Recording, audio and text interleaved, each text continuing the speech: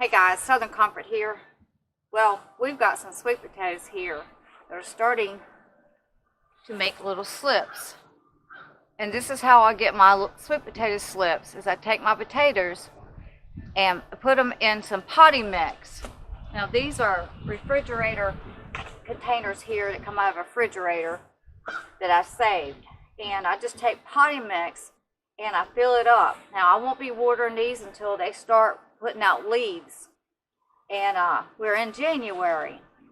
So amazingly that I've got these sweet potatoes that's already starting to sprout out. So what I'm going to do is I'm going to take my potting mix and I'm just going to cover these potatoes up and just completely cover it up and do nothing. I will be taking these into the house because it's January and we're expecting maybe some freezing rain or frost and cold temperatures down to 20s. Now sweet potatoes like it hot, so the soil temperature needs to be really warm. That's why I'm taking it into the house since they're already sprouting. It's starting to sprout here. I want to try to get this temperature to house temperature, probably around 75. Keep this temperature at an even pace, the soil at an even temperature, so that it will start to make sweet potato slips, because it does take a while to make sweet potato slips. So all I'm going to do is continue filling these containers up, put the soil over it. Now this right here is something that you put your shoes on, like you've got snow and you go in, you're going to take your shoes off so it catches the water. It has no holes. While I'm thinking about it, these containers here, I drill holes in the bottom of them. So when I do water, the water goes out. You don't want your soil to stay saturated wet. Now, we know that when we buy potting mix, potting soil, it's already wet because they leave it out there into the elements. And so it is wet, but I'm sure that if I take it in the house and get it near that wood stove, it's going to dry out. My focus here is to get this soil temperature up, and so these sweet potato sprouts or sprouts, to make slips, so I can have some this summer. This is how I get my sweet potato slips.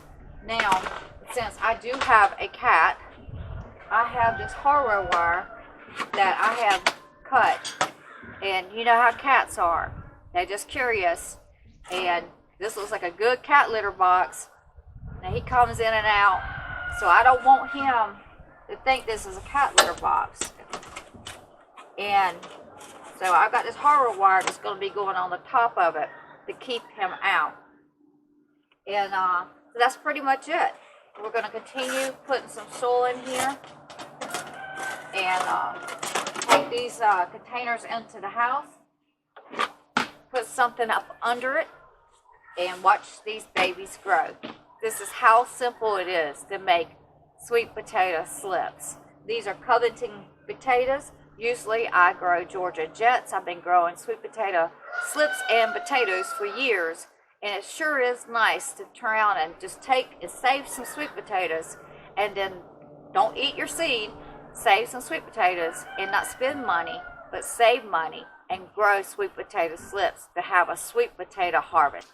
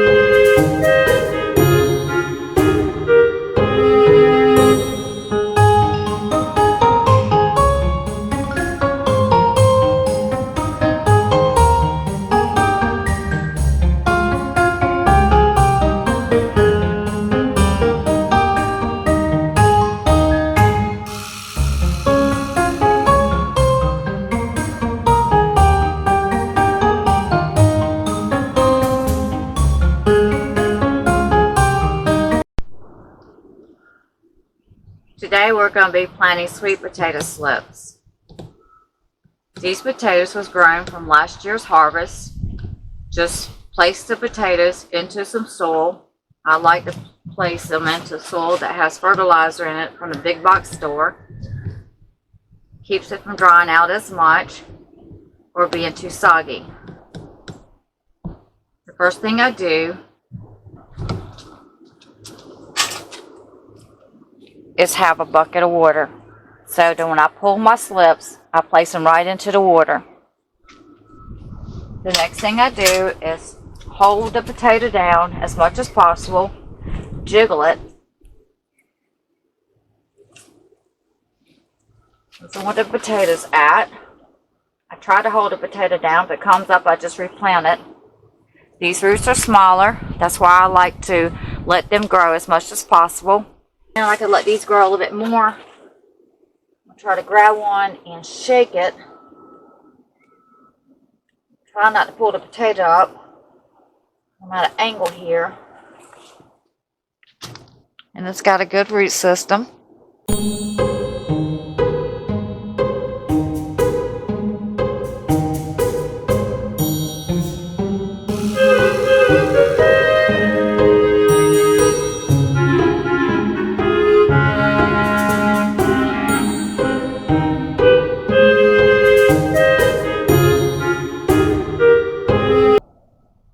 So the first thing I do is take and make my bed up. I got my bed, I ruffled up the soil. We got some rain in a couple days, and so I want some good airflow. Of course, sweet potato slips need the moisture. It's a cool day out here, not too cool, probably about 60. The temperature is flexing because it is getting springtime, and so I'm gonna go ahead and plant some of these sweet potato slips before it gets here on the southeast coast hot.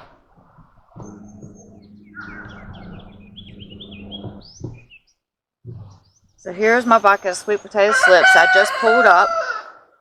Beautiful plants. They're into a bucket of water. So I've got my row made up.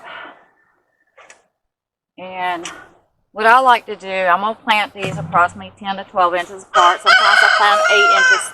Sometimes I plant them 8 inches apart. I'm going to pull my slip out of here.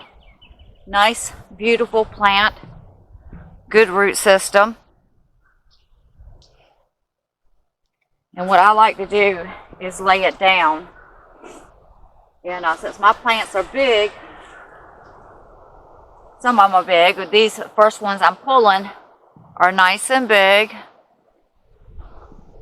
I like to lay them down so that I can see my distance. And then I just take, since I got my row made up, it's pretty fluffy. And then I just take the end of my handle here and I just push it down. Now you can take your hand. I like to take, honestly like to take my hand and just push the soil around it. We got wind out here, and of course the wind's gonna make these flop around. Or you could just take a little shovel and then stick your plants into the ground. Good root system. These are big plants. Now some people plant them further apart. I'm not concerned about that. I never have any problem as far as the closeness. This is probably about a foot apart, and so then I can take some water. The soil is moist. I can take some water and go ahead and water them. My next plant, I'll just take and get my distance. This is a smaller plant. I'll plant back in the water. Pretty much get my distance, and then plant my plant. And you take the hoe like I showed you, push it in. Now some people plant them further apart. I like to plant them this distance. They produce nice, big, healthy potatoes. So I got my distance. I'm planting probably about a foot apart, sometimes closer. Could break this up, but I don't want to. I like the root system. And I'm going to go about a foot apart, dig my hole.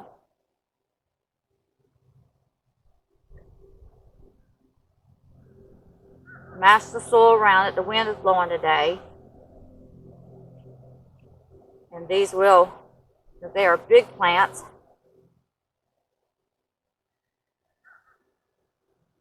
They will eventually fall over. Giving some support around the plant. And then I'm going to get some water. It's a cool day out here, so it's kind of a great time to be planting. I like to do them in the afternoon. I didn't get to it yesterday, but since our weather's not hot, it's a good time. I'd like to give them some water, keep that soil a little moist to help with transplant shock. And then we're just going to continue planting these. I could break this up into really 2 more slips, but I prefer not to. I like to lay my plant down. Most time I'll lay it all the way out down the row. But these plants are big, so I won't be doing that. I'll just kind of go like that. I'm going a foot.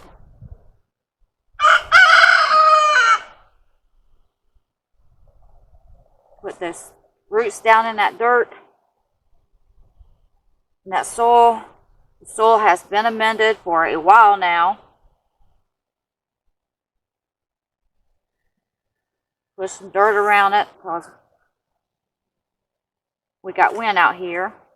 I like to plant mine up onto a hill. It helps with the root system.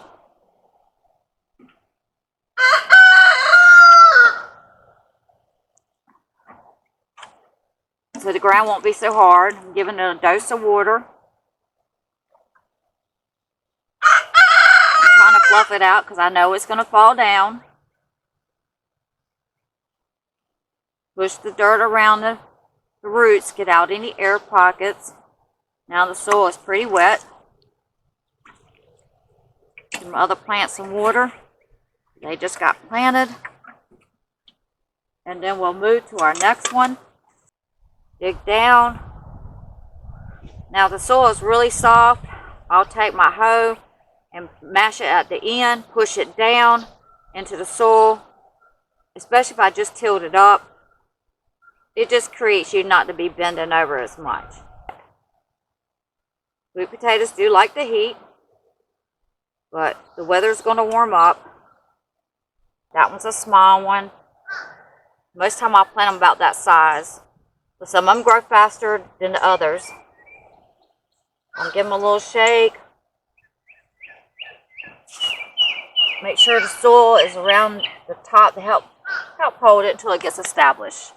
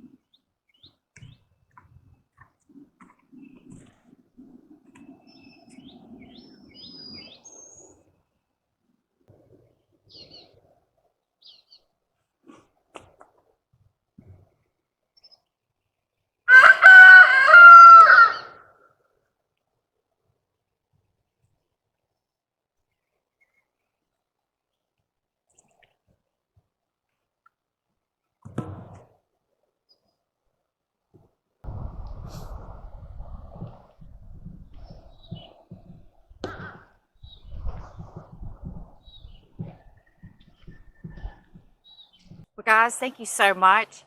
This is how I plant sweet potato slips. Sweet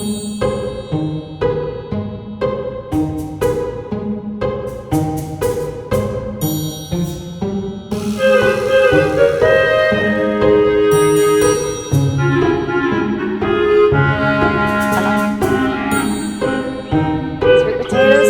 Sweet potatoes. Sweet potatoes. And they're growing, aren't they?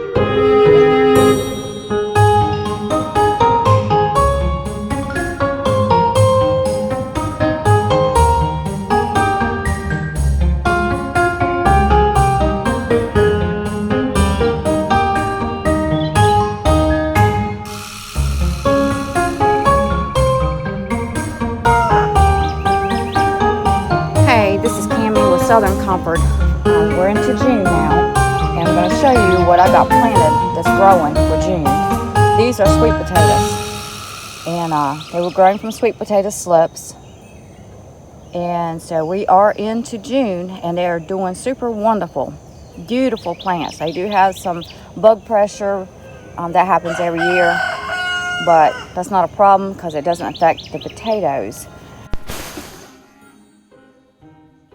So we're in the beginning of August, and we're going to go ahead and start digging the sweet potatoes because the rains are coming in drastically, and my experience is that the potatoes end up blistering because of all of the rains.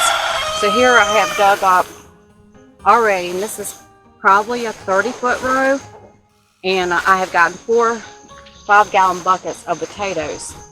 Here I'm throwing the vines on the side so they can go ahead and be drying, to get out of here or either be chopped up. But I was very impressed with the amount of potatoes that we are getting out of this plot here. Now you see that there's insect, that's been eating onto them, and that's fine. It's not going to hurt the potatoes, but our potatoes are pretty huge. The smallest potatoes like that will be fed to the animals. But now we're going to go ahead and start getting these potatoes up because we got more rain coming in, lots of rain. And I'm not even sure if I'll be able to get these potatoes up today with the amount of rain that's coming in for days. Now, if I had it my way, I would have dug them up a week ago, but I couldn't get to it. And usually we get hit with the rains every year. And I was kind of hoping that I could leave them into the ground and just wait for the rains to go over, but I don't know why I was thinking, because if you get too much moisture, which the soil is not bad, it's damp, it's wet, it's not soggy wet, but we get the rains in that they say it would definitely be that. But I've already been noticing that the sweet potatoes are starting to blister. So this year I'm doing something different. I'm washing the dirt off of these potatoes because I figured, I'm always going ahead putting them up anyhow. You don't want to wash the dirt off if you're going to be preserving them for months. You see how that's kind of ugly looking, where the rains have came in and just, created the potatoes to grow super fast and big. This is where this is starting to, it's too much rain, blister. Now I don't have any problems with them. That's where I hit it with a fork.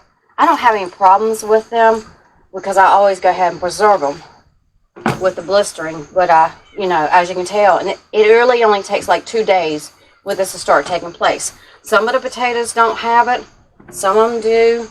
Some of these are just humongous potatoes. So I'm bringing the potatoes in. I'm washing them. I have a high velocity type fan, hanging fan that's blowing on them, and I'm just trying to get them out of the weather. These right here was from yesterday. Yesterday afternoon I decided to dig down, and I was amazed at the amount of potatoes. This is only from 2 plants, and that's a big potato. But I'm just bringing them in because of the rain. Let them sit here and dry. And usually I don't let them touch one another. But right now we're just trying to get them in the house.